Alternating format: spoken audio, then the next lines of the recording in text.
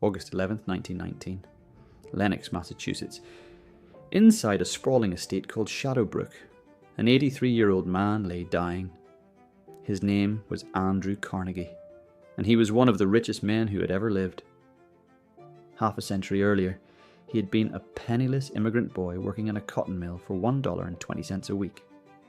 Now, he owned mansions on 3 continents, had given away over $350 million, and had built an empire that had quite literally constructed modern America. Steel. That was his empire. The bridges, the railroads, the skyscrapers, Carnegie's steel, built them all. But as he lay dying that August morning, Carnegie was haunted by one thought. He hadn't given away enough. For years he had preached what he called the gospel of wealth, the idea that the rich have a moral duty to give their fortunes away before they die. He had famously written, "The man who dies rich dies disgraced." And yet, despite giving away hundreds of millions, Carnegie still had tens of millions left. He had tried. He had built libraries across America and the world, over 2,500 of them. He had funded universities, concert halls, and peace organizations. He had given away more money than almost anyone in history. But time had run out.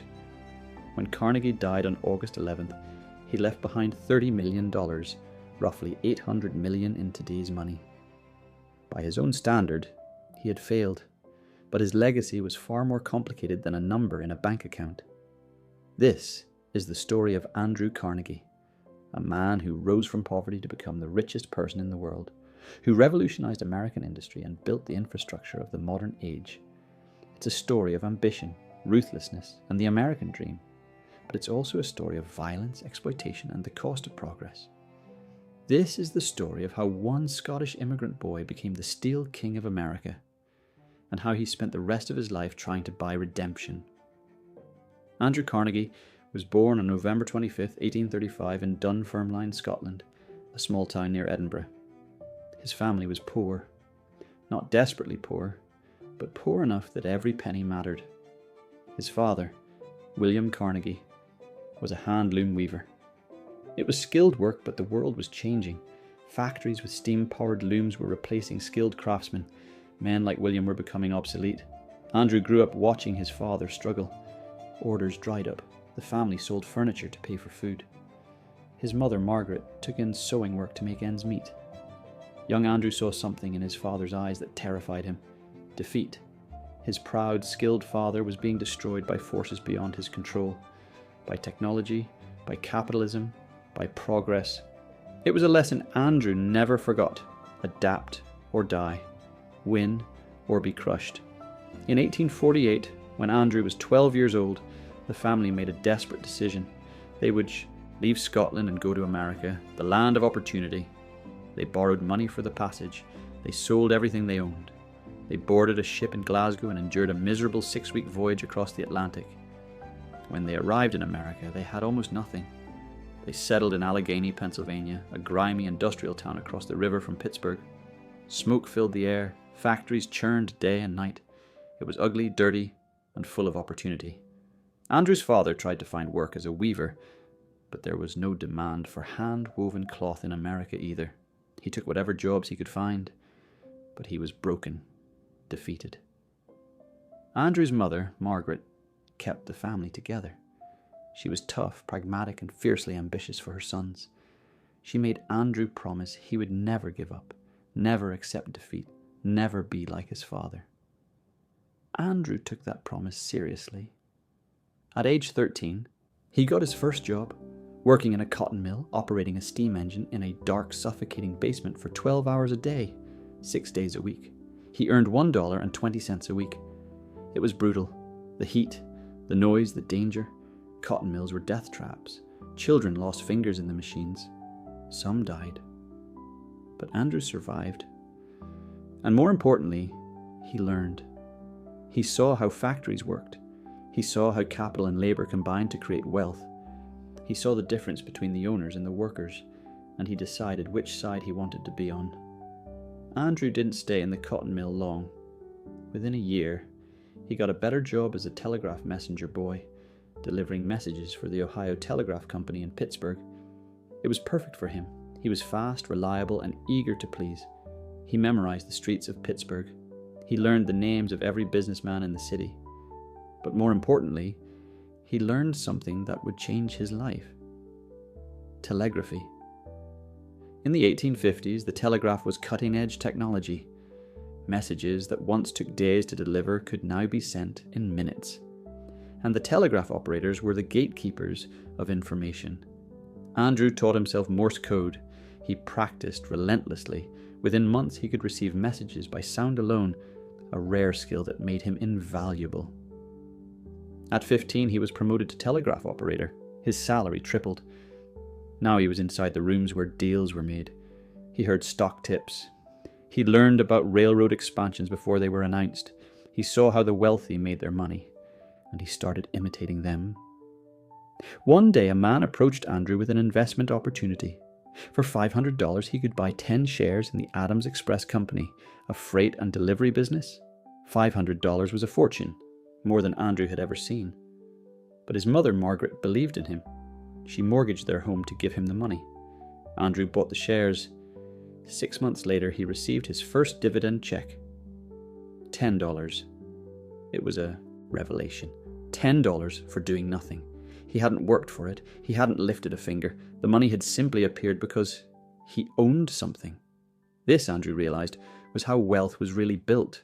Not by selling your labor, but by owning capital. From that moment on, Andrew Carnegie was obsessed with investment. In 1853, Andrew got the job that would launch his career, personal secretary and telegraph operator for Thomas Scott, a top executive at the Pennsylvania Railroad. Scott took a liking to Andrew. He was smart, hard-working, and ambitious. Scott began mentoring him, teaching him about railroads, business, and investment. The Pennsylvania Railroad was one of the largest corporations in America. It was building the infrastructure that would connect the East Coast to the interior of the continent. Whoever controlled the railroads controlled the economy. Andrew absorbed everything. He learned how railroads were financed, how they negotiated with suppliers, how they lobbied politicians. Scott also gave Andrew insider tips on investments. When Scott bought shares in a company, Andrew bought shares too, using borrowed money when necessary. One of those investments was in a small company called Woodruff Sleeping Car Company, which made luxury sleeping cars for trains. Andrew bought shares for $217, money he had to borrow. Within a few years, those shares were paying him $5,000 a year in dividends. By his early 20s, Andrew Carnegie was making more money from investments than from his salary. But he wanted more, much more. During the Civil War, the Pennsylvania Railroad was essential to the Union war effort. It moved troops, weapons, and supplies. Andrew, now a manager, helped organize the logistics. He also saw opportunities. The war created massive demand for iron, for rails, for weapons, for bridges. Andrew started investing in ironworks. He bought stakes in companies that made railroad rails. He built a small bridge building company. He was everywhere at once, deal-making, investing, networking. By the time the war ended in 1865, Andrew Carnegie was wealthy. Not Rockefeller wealthy, not yet, but wealthy enough to never worry about money again. And he was only 30 years old. After the war, America entered an age of explosive growth. The Transcontinental Railroad was completed. Cities expanded, immigration surged, factories multiplied. And all of it required iron. Iron rails, iron bridges, iron buildings. But iron had limits. It was relatively weak, prone to breaking under stress. As trains got heavier and buildings got taller, iron couldn't handle the load. Then, in the 1850s and 60s, a new technology emerged: steel. Steel is iron that's been refined, heated with carbon, and processed to make it stronger, more flexible, and more durable. It was revolutionary. Steel rails lasted 10 times longer than iron rails. Steel beams could support skyscrapers, but steel was expensive to produce. The traditional method, called the Bessemer process, was inconsistent and required enormous capital investment. Most American businessmen were skeptical. They stuck with iron. Andrew Carnegie saw the future, and it was made of steel. In 1873, Carnegie visited England and toured steel mills. He watched the Bessemer process in action, giant converters blasting air through molten iron, burning off impurities, transforming it into steel. It was violent, dangerous, and spectacular. Sparks flew. Metal glowed white-hot. Workers sweated in the infernal heat. Carnegie was mesmerized. He returned to America and made a decision that would define his legacy. He would build the largest, most advanced steel mill in the world. In 1875, construction began on the Edgar Thomson Steel Works near Pittsburgh. Carnegie poured everything he had into the project, his own money, borrowed money, money from investors. He was betting his entire fortune on steel. And he was right. The Edgar Thomson Works opened in 1875, and it was unlike anything America had seen. Carnegie didn't just build a steel mill, he built a system. He applied principles of efficiency, cost control, and vertical integration that transformed American manufacturing. First, he hired the best engineers and managers money could buy. He paid them well and demanded perfection. Second, he obsessed over costs. Carnegie tracked every expense, down to the penny. He knew exactly how much it cost to produce each ton of steel. He constantly looked for ways to cut costs without sacrificing quality. Third, he invested in the latest technology. If a new machine could increase efficiency by even a small percentage, Carnegie bought it. He tore out old equipment and replaced it before competitors even knew the technology existed. Fourth, and most importantly, he pursued vertical integration. Carnegie didn't just want to make steel. He wanted to control every stage of production. He bought iron ore mines in Minnesota. He bought coal mines in Pennsylvania. He bought limestone quarries. He bought railroads and ships to transport raw materials to his mills. By controlling the supply chain, Carnegie eliminated middlemen and maximized profits. His competitors bought iron ore from suppliers. Carnegie owned the mines. His competitors rented railroad cars. Carnegie owned the railroad. His competitors paid market prices. Carnegie paid only his own costs. It was brilliant, ruthless, unstoppable. By 1880, Carnegie Steel was the most efficient steel producer in America. By 1890, it was the largest, and Andrew Carnegie was becoming one of the richest men in the world. But Carnegie's success came at a cost, and that cost was paid by his workers. Steel mills in the late 1800s were hellish places. The heat was unbearable. Furnaces blazed at over 3,000 degrees. The work was exhausting. 12-hour shifts, 7 days a week. The danger was constant. Molten metal, heavy machinery, and toxic fumes killed and maimed workers regularly. And the pay was low. Most steel workers earned less than $2 a day.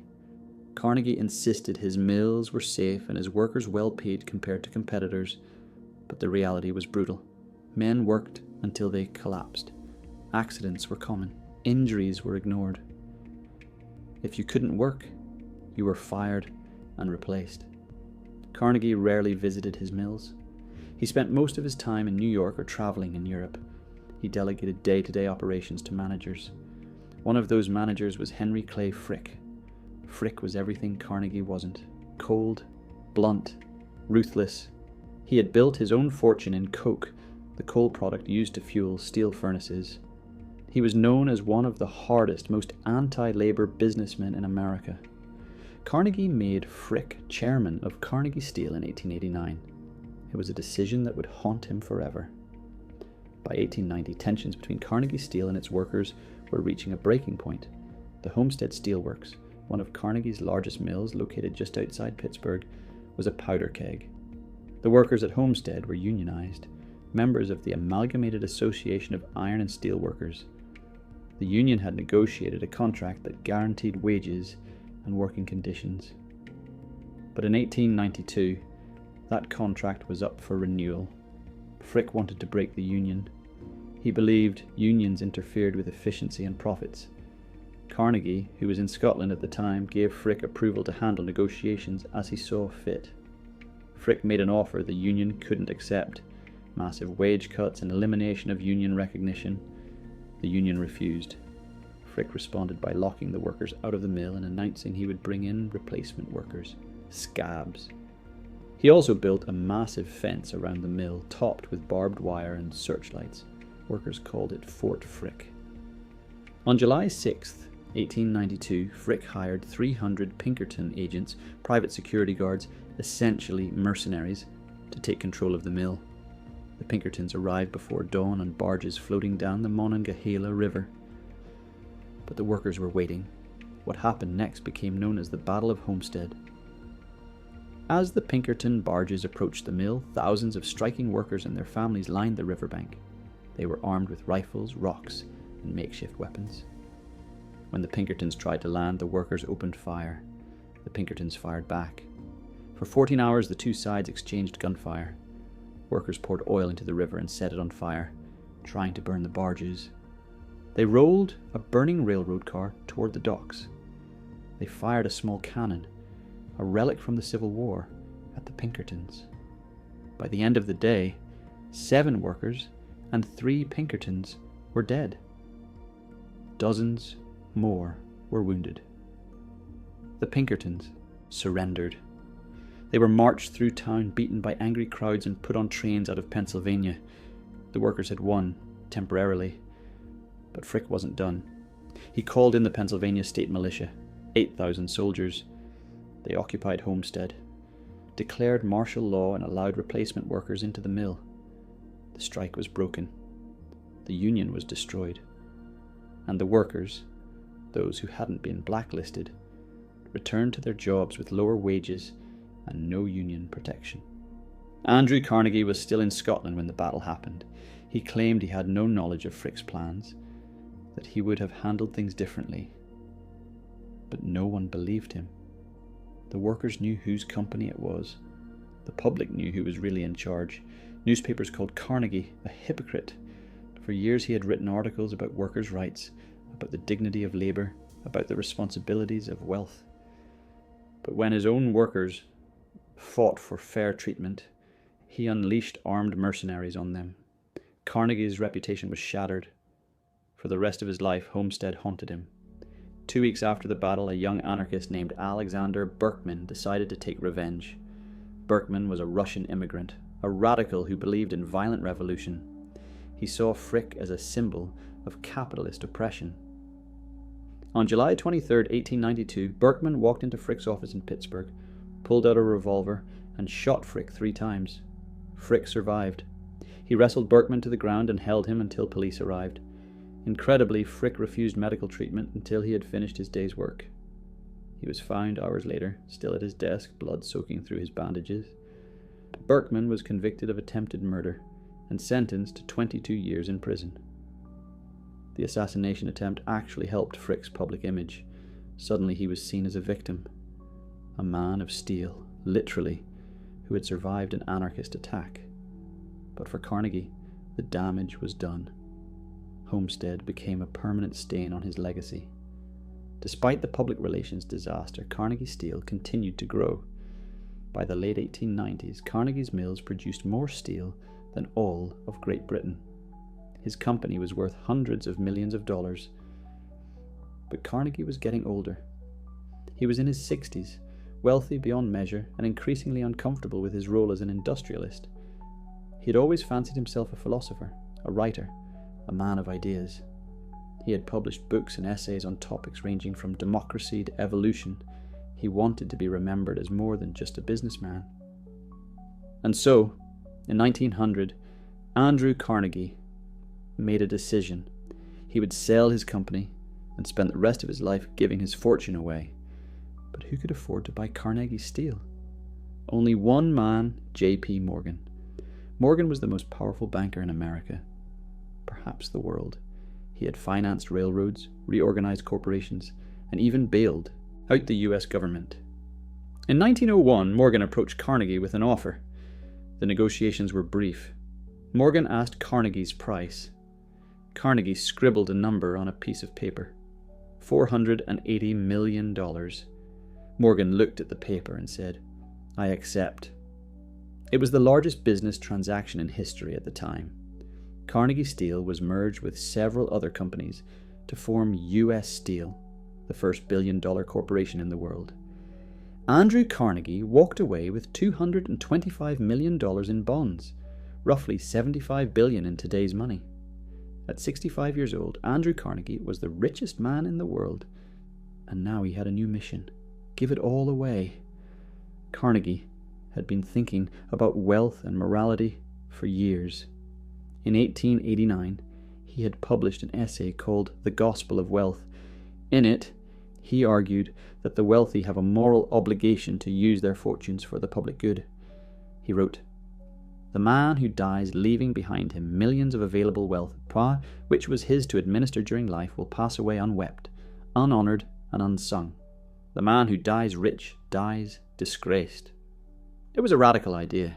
Most wealthy men passed their fortunes to their children, building dynasties that lasted generations. Carnegie believed that was wrong. Children should inherit enough to live comfortably, he said, but not so much that they became idle and useless. The bulk of a man's fortune should be given away. He used to build libraries, schools, hospitals, and other institutions that benefit society. Carnegie practiced what he preached. In 1883, he had funded his first library in his hometown of Dunfermline, Scotland. Over the next 3 decades, he built over 2,500 libraries across America, Britain, and other countries. The Carnegie Library became a fixture of American towns. Small communities that could never afford a library suddenly had access to books, knowledge, and opportunity. Carnegie believed libraries were the key to self-improvement. He had educated himself by reading books borrowed from a kind benefactor when he was a boy. Now he wanted to give that same chance to others, but libraries were just the beginning. Carnegie funded Carnegie Mellon University, Carnegie Hall in New York, the Carnegie Endowment for International Peace, the Carnegie Institution for Science, and thousands of other projects. He gave money to black colleges in the South. He funded pensions for teachers. He built concert halls and museums. By the time he died, Carnegie had given away over $350 million, 90% of his fortune. But Carnegie's philanthropy was complicated. Critics accused him of trying to buy redemption, of using charity to whitewash the blood on his hands from Homestead. They pointed out that Carnegie's libraries were beautiful, but they were built with money made from underpaid, overworked labourers who never had time to visit a library. Some labour leaders refused Carnegie's donations. They called his philanthropy conscience money. Carnegie was wounded by the criticism. He genuinely believed he was doing good. He genuinely believed that his wealth, now in the form of libraries and universities, would benefit far more people than higher wages for steelworkers ever could. But he also couldn't escape the contradiction. He had built his fortune through ruthless capitalism. He had crushed unions, underpaid workers, and presided over one of the bloodiest labour confrontations in American history. No amount of libraries could erase that. Carnegie spent his final years as a celebrity philanthropist. He split his time between his mansion in New York, his estate in Scotland, and his winter home in Massachusetts. He travelled the world, met with presidents and kings, and wrote prolifically. He was beloved by many. Children visited his libraries, students attended his universities, musicians performed at Carnegie Hall. But he was also a man haunted by his past. In 1914, World War I broke out in Europe. Carnegie, a lifelong pacifist, was devastated. He had spent millions funding peace organizations, believing that war between civilized nations was a thing of the past. Now Europe was tearing itself apart. Millions were dying. His beloved Scotland was sending young men to die in trenches. Carnegie's health declined. He became depressed, withdrawn. His wife Louise cared for him, but he was never the same. In 1919, as the war ended, Carnegie caught pneumonia. He died on August 11th at his Massachusetts estate. He was 83 years old. At his death, Carnegie still had $30 million. Despite decades of frantic giving, he hadn't been able to give it all away. By his own standard, he had failed, but the world saw it differently. Andrew Carnegie's legacy is impossible to summarize simply.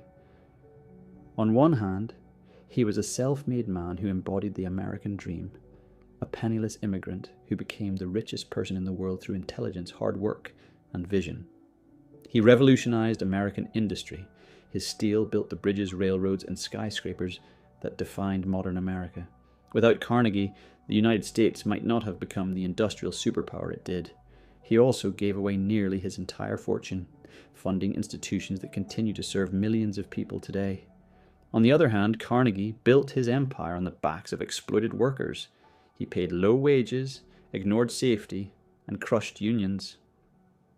The Battle of Homestead remains one of the darkest episodes in American labor history. His philanthropy, while generous, was also self-serving. It rehabilitated his public image and ensured his name would be remembered fondly. So which is the real Andrew Carnegie? The self-made philanthropist or the ruthless robber baron? The answer is both. Carnegie himself acknowledged the contradiction. Late in life, he wrote, "I resolved to stop accumulating and begin the infinitely more serious and difficult task of wise distribution." He understood that making money was easier than spending it wisely.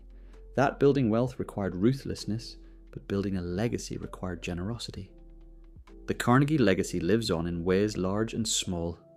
Walk into almost any American town and you'll likely find a Carnegie library, beautiful sturdy buildings that still serve their communities over a century later. Visit New York and you can attend a concert at Carnegie Hall, one of the world's most prestigious music venues. Study science and you might attend Carnegie Mellon University or receive funding from the Carnegie Institution. The Carnegie Corporation, the foundation he established, continues to give away millions of dollars every year for education, international peace, and scientific research. US Steel, the company formed from Carnegie's empire, still exists, though it's a shadow of what it once was. The American steel industry, once dominant, has largely moved overseas. But the infrastructure Carnegie built, the bridges, the rails, the buildings, remains. Some of it is still in use today, over a century later. Carnegie's steel literally built America. Carnegie's story is also a window into the Gilded Age, the late 1800s, when America transformed from an agricultural society into an industrial superpower. It was an age of extremes. Robber barons like Carnegie, Rockefeller, Vanderbilt, and Morgan accumulated vast fortunes, while millions of immigrants and workers lived in poverty. It was an age of innovation. Steel, oil, electricity, and railroads transformed daily life.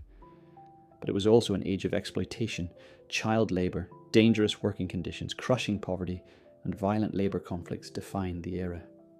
The Gilded Age, so named because of the thin layer of gold covering deep social problems, eventually gave way to the Progressive Era, when reformers fought for labor rights, antitrust laws, and a fairer distribution of wealth. Carnegie lived through both eras. He was a product of the Gilded Age, its ambition, its ruthlessness, its belief that wealth was virtue. But he also helped create the Progressive Era through his philosophy of philanthropy and social responsibility. If Andrew Carnegie could see America today, what would he think? He would recognize the debates about wealth inequality, corporate power, and the responsibilities of the ultra-rich. The arguments made against Carnegie in the 1890s, that billionaires shouldn't exist, that wealth should be redistributed, that workers deserve more, are echoed today in debates about Amazon, Facebook, and Tesla. Carnegie would also recognize the modern philanthropists, Bill Gates, Warren Buffett, Mackenzie Scott, who have pledged to give away most of their fortunes. The Giving Pledge, started by Gates and Buffett, is directly inspired by Carnegie's Gospel of Wealth. Dozens of billionaires have signed it, promising to donate the majority of their wealth to charity. Carnegie would approve. But he might also ask, why wait? Why not give it away now, while you're alive to see the impact? That was always his criticism of inherited wealth. Money sitting in bank accounts or trusts doesn't help anyone. It must be deployed, used, put to work for the public good. But Carnegie would also face hard questions. Modern historians and activists would challenge his belief that philanthropy can solve the problems created by capitalism. They would point out that Carnegie's libraries didn't address the root cause of poverty, low wages, unsafe working conditions, lack of workers' rights. They would argue that Carnegie could have paid his workers more, given them safer conditions, recognized their unions, and still been fabulously wealthy. They would ask, is it moral to underpay workers and then build them a library? Carnegie believed the answer was yes. He believed that individual philanthropy, guided by wise men like himself, was more effective than higher wages or government programs. He wrote, "Of every $1,000 spent in so-called charity today, it is probable that $950 is unwisely spent." He believed most people, workers included, would waste extra money. Better to concentrate wealth in the hands of the intelligent few who could use it wisely for the public good. It was a paternalistic view, typical of his era, and it's a view that remains controversial today. Andrew Carnegie's relationship with his workers was perhaps the greatest contradiction of his life. He wrote extensively about labour. He praised workers as the backbone of society. He argued that labour and capital should work together harmoniously. But when his own workers organised for better conditions, he crushed them. After Homestead, Carnegie wrote a private letter to a British friend. In it, he revealed his true feelings. "I am to blame for Homestead. I was opposed to the policy that was adopted, but I was in Scotland and my managers had full power." It was a deflection. Carnegie was the owner. He set the policies. He chose Frick. He could have intervened at any time, but he didn't. Because in the end, Carnegie cared more about profits than about people. That's not unique. Most businessmen of his era, and many today, prioritize profits. What made Carnegie different was his public insistence that he was better than that. He claimed to be a different kind of capitalist. A moral capitalist. A man who cared about workers and society. And then Homestead revealed the truth. Carnegie's personal life was also more complex than his public image suggested. He married late, at age 51, to Louise Whitfield, a woman 20 years his junior. They had one daughter, Margaret, born when Carnegie was 62. Carnegie was, by all accounts, a devoted husband and father. He doted on Margaret, travelled with his family, and seemed genuinely happy in his domestic life. But he was also a workaholic. Even after selling his company, he spent hours every day managing his philanthropic empire, writing and corresponding with powerful people around the world. His friendships were largely with other powerful men, presidents, industrialists, intellectuals. He cultivated these relationships carefully, understanding that influence was as valuable as money. Carnegie also had a complicated relationship with his homeland, Scotland. He was proud of his Scottish roots and returned frequently. He bought Skibo Castle in the Scottish Highlands and spent summers there. But he was also deeply American. He believed America was the land of opportunity, the place where a poor boy could become a titan of industry. He never moved back to Scotland. America was his home, but Scotland was his heart. One of Carnegie's least known legacies is his impact on education. Beyond building libraries and universities, Carnegie fundamentally changed American higher education through his pension fund for teachers. In 1905, Carnegie established the Carnegie Foundation for the Advancement of Teaching with $10 million. Its purpose was to provide pensions for college professors. At the time, most professors had no retirement security. They taught until they died or became too ill to continue. Carnegie's foundation changed that. It created one of the first pension systems in America, allowing professors to retire with dignity. The program eventually evolved into TIAA, the Teachers Insurance and Annuity Association, which remains one of the largest retirement funds in the world. Millions of teachers and educators have benefited from Carnegie's vision. It's a legacy that doesn't get as much attention as Carnegie Hall or Carnegie Libraries, but it may have had an even greater impact. Carnegie was also ahead of his time on issues of race, at least compared to many of his contemporaries. He donated millions to historically black colleges and universities, including Tuskegee Institute, founded by Booker T. Washington. Carnegie and Washington became friends. They corresponded regularly and shared similar philosophies about self-improvement and education. Carnegie believed that education was the key to racial progress. He funded schools, libraries, and training programs for African Americans throughout the South. But his views were also paternalistic. He believed black Americans needed education and guidance from enlightened white benefactors like himself. And he never challenged the fundamental structures of segregation and discrimination. His philanthropy existed within the Jim Crow system, not in opposition to it. Still, compared to many wealthy white Americans of his era, Carnegie was relatively progressive on race. His donations genuinely helped thousands of black students access education they otherwise couldn't afford. Carnegie's views on war and peace were perhaps his most idealistic. He was a committed pacifist, believing that war between civilized nations was barbaric and unnecessary. He funded numerous peace organizations and wrote extensively on the topic. In 1910, Carnegie established the Carnegie Endowment for International Peace with $10 million. Its mission was to promote international cooperation and prevent war. Carnegie believed, naively in retrospect, that education, trade and diplomacy could make war obsolete. Then World War I shattered that illusion. The war devastated Carnegie. He had believed humanity was progressing toward enlightenment. Instead, Europe descended into the bloodiest conflict in history. Carnegie spent his final years watching the world he thought he understood fall apart. His peace organization seemed powerless. His optimism about human nature was crushed. He died believing his peace work had failed. But in the long run, organizations like the Carnegie Endowment helped lay the groundwork for international institutions like the United Nations. Carnegie's vision of international cooperation eventually became reality, just not in his lifetime. Today, over a century after Carnegie's death, his name remains powerful, but the man himself is largely forgotten. Ask most Americans who Andrew Carnegie was, and many will know he was rich and built libraries. Few know the full story. In some ways, that's exactly what Carnegie wanted. He hoped to be remembered for his philanthropy, not his business practices. But in other ways, it's a failure. Because understanding Carnegie, the whole Carnegie, is essential to understanding American capitalism. Carnegie proved that it's possible to be both a ruthless businessman and a generous philanthropist, that you can exploit workers and fund universities, that you can crush unions and build libraries. These contradictions aren't bugs in the system, they're features. Carnegie believed that extreme wealth inequality was acceptable, even necessary, as long as the rich gave their money away before they died. But what if they don't?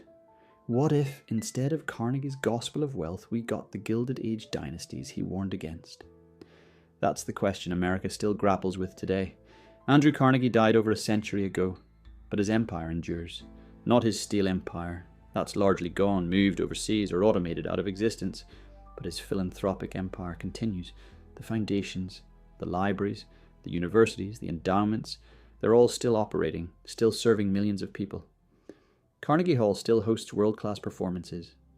Carnegie Mellon still produces cutting-edge research.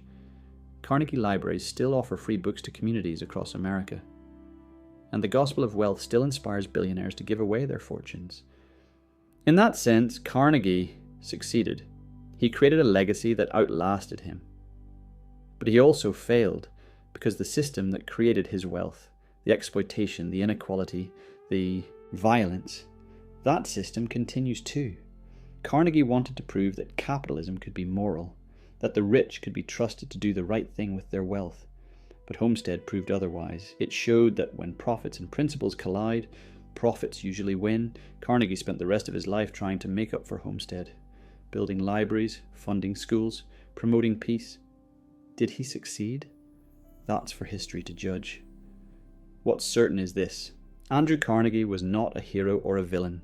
He was a man, brilliant, flawed, ambitious, and contradictory. He rose from poverty to build an empire. He revolutionized industry.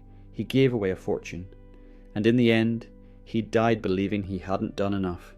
Perhaps that's the most human thing about him. This has been Bloodline Chronicles.